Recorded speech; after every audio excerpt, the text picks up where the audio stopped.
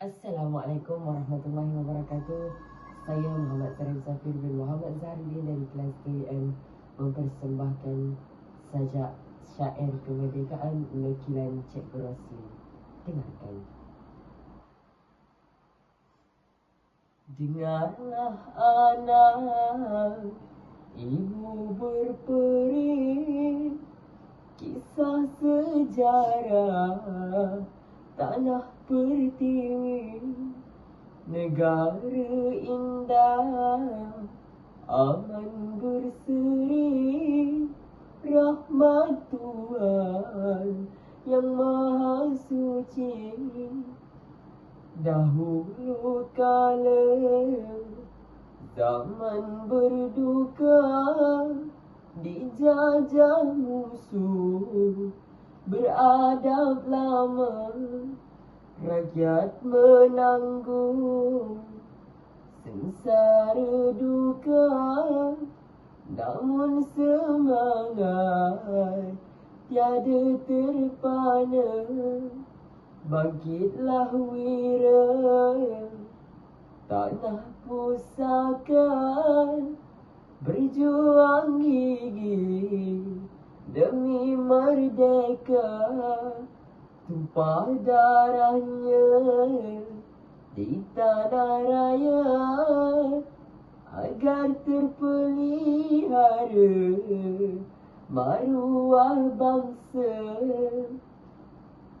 Berkat tekad jiwa yang suci, fajar merdeka akhirnya terbit.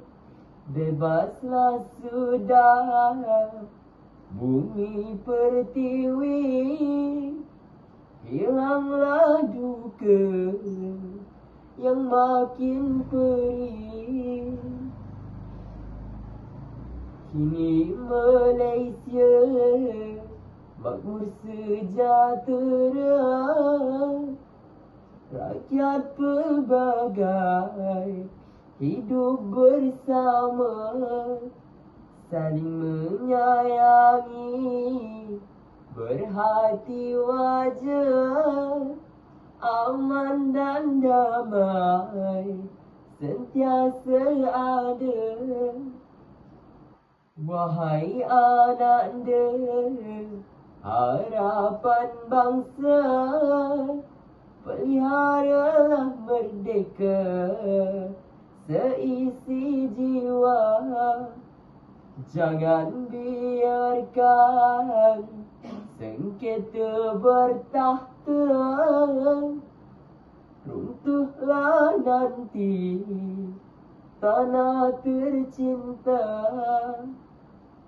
Kibarkan tinggi jalur gemilang, megah berkibar di awan terang.